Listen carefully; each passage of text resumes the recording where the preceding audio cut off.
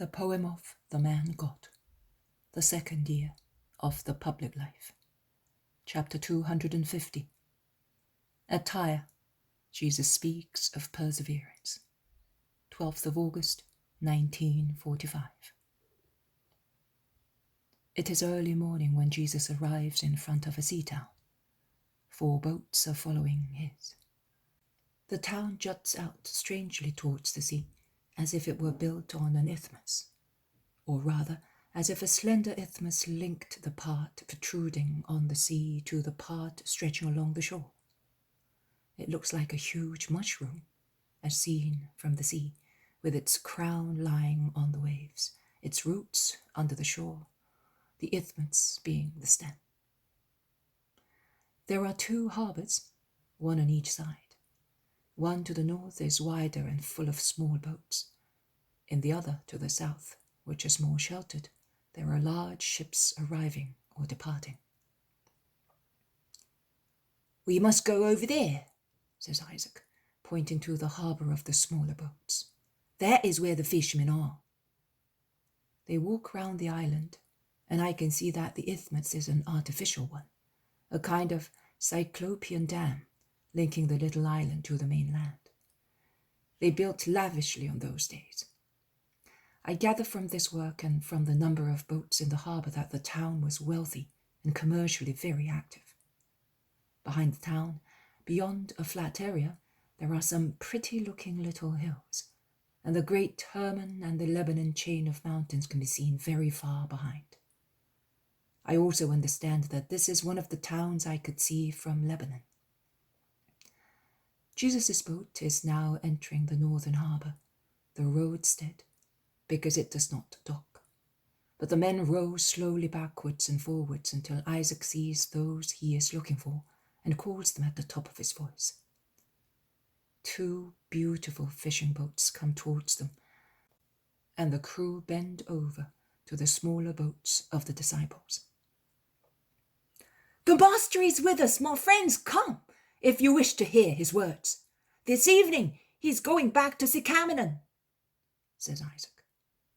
"We're coming at once. Where shall we go?" "To a quiet place. The master is not disembarking at Tyre, nor at the town on the mainland. He will speak from the boat. So choose a shaded and sheltered place." "Follow us towards a rock. There are some quiet shady inlets. You can also land." And they go to an inlet in the cliff farther north. The very steep cliff protects from the sun. It is a lonely spot. Only seagulls and wood pigeons live there. They fly out for their raids at sea and then fly back to their nests in the rocks, squeaking loud. Some more small boats have joined the leading one and have thus formed a little fleet. At the end of the tiny bay there is a very small beach. It is really a sham beach, a small square strewn with stones. It can hold about 100 people. They land, making use of a large flat rock emerging from the deep water like a small natural wharf, and they gather on the little stony beach, sparkling with salt. They are thin, swarthy men, parched by the sun and the sea. Their short undergarments leave their thin, agile limbs uncovered. They are clearly a different race from the Jews of the present time, but the difference is not so striking with regard to Galileans. I would say that those Syrophoenicians are more like the old Philistines than their neighbouring peoples, at least those I can see. Jesus draws close to the beach and begins to speak. "We read in the book of Kings that the Lord ordered Elijah to go to Zarephath of Sidonians during the drought and famine which afflicted the earth for over 3 years. The Lord did not lack means to appease the prophet's hunger in any place. Neither did he send him to Zarephath, because that town was rich in food. On the contrary, they were already dying of starvation there. Why then did God send Elijah to the Tishbite? There was in Zarephath a woman with a righteous heart. She was a widow, a holy living woman, the mother of a boy. She was poor and lonely, yet she never rebelled against the dreadful punishment. Neither was she selfish in her hunger or disobedient. God wanted to benefit her by granting her 3 miracles. 1 for the water she took to the thirsty man, 1 for the bread she baked under the ashes when she had only a handful of flour left, 1 for the hospitality she offered the prophet. He gave her bread and oil, the life of her son, and the knowledge of the word of God. You can see that a charitable action not only satisfies the hunger of the bodies or removes the grief for a death, but it teaches the soul the wisdom of the Lord. You have given lodgings to the servants of the Lord, and it gives you the word of wisdom. A good deed has brought the word of the Lord to this land, where that word does not come. I can compare you to the only woman in Zarephath who welcomed the prophet. Because if I had gone to town, the rich and mighty people would have not welcomed me. The busy merchants and sailors would have neglected me, and my coming here would have been valueless. I will now leave, and you will say, but what are we? A handful of men? What do we possess? A drop of wisdom. And yet I say to you, I entrust you with the task of announcing the hour of the Redeemer. I leave you repeating the words of Elijah the prophet. The jar of flour will not run out.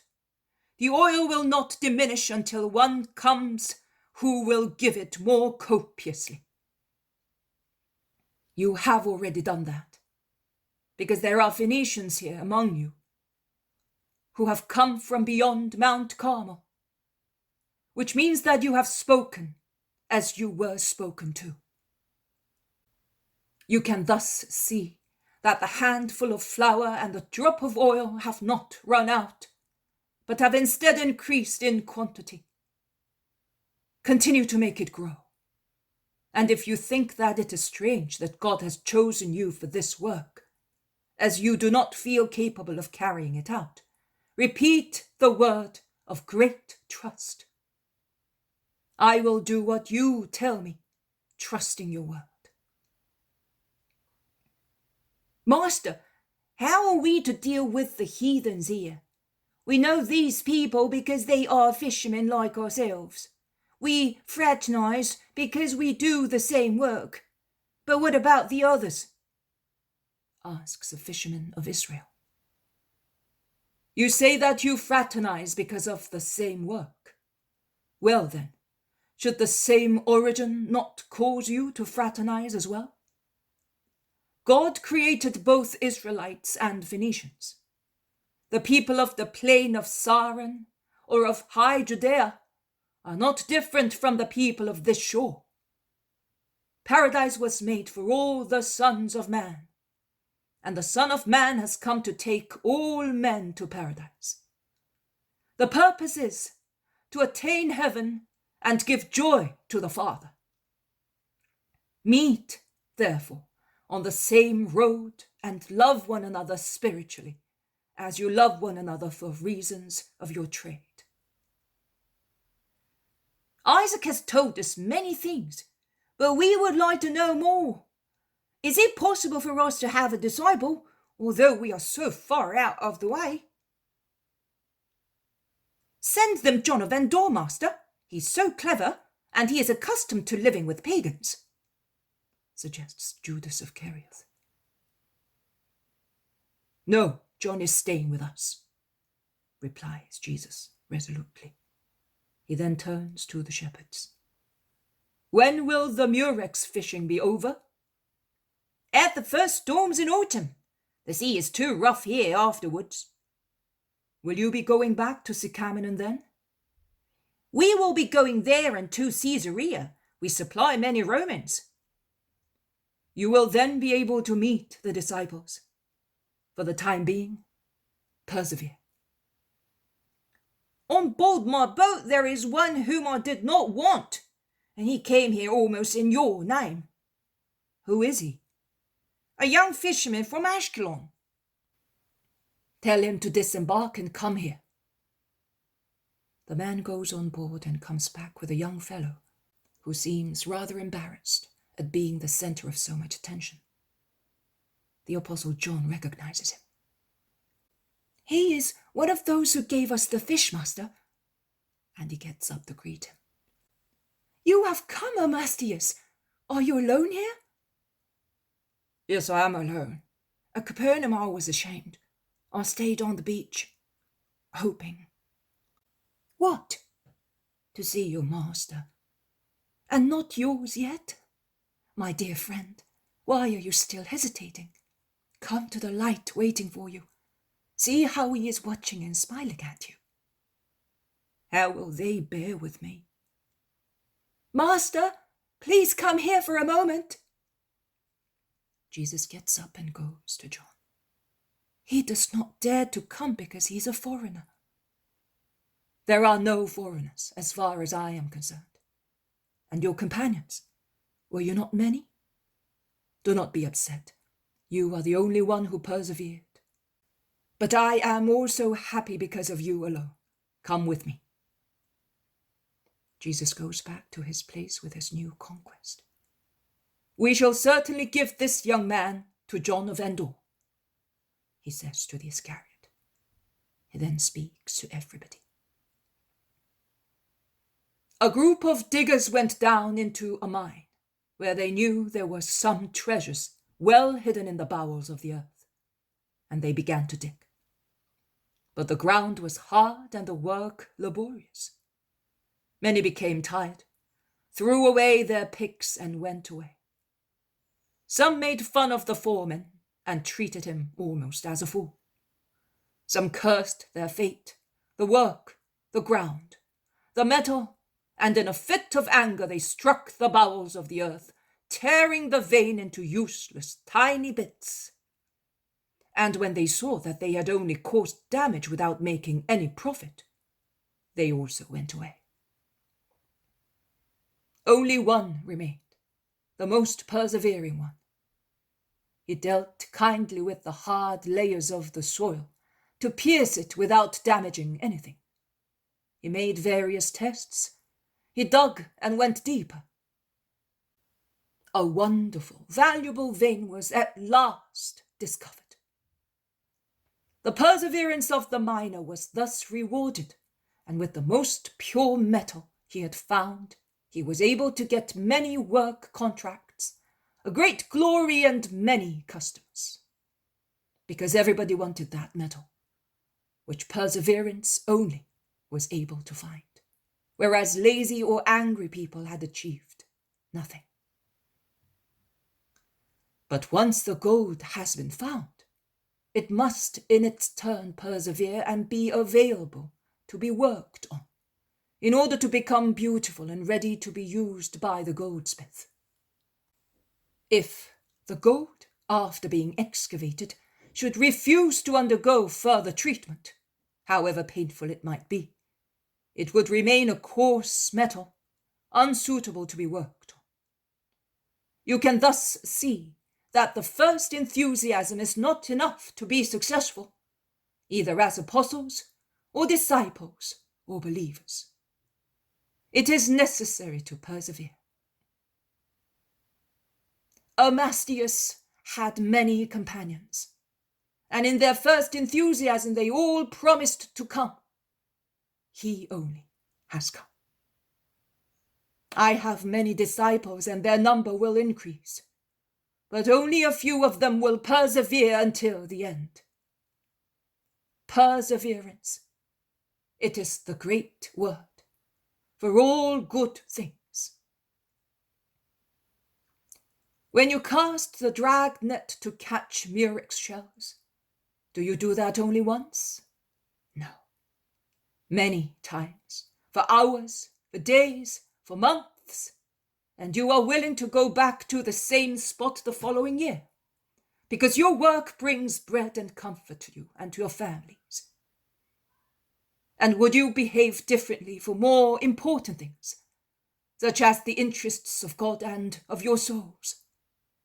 If you are believers, your interests and your brothers, if you are disciples. I solemnly tell you that it is necessary to persevere until the end, to extract people for eternal garments.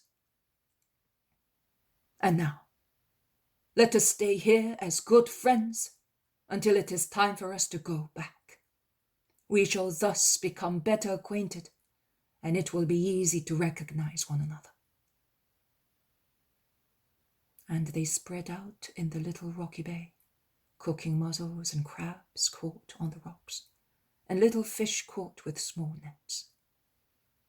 Some sleep on dried seaweeds in caves opened in the rock by earthquakes or by the sea, while sky and sea are a dazzling blue, kissing each other at the horizon. Seagulls fly backwards and forwards from the sea to their nests in the rocks, squeaking and flapping their wings, the only noises which can be heard, together with the washing of the sea in these sultry summer hours.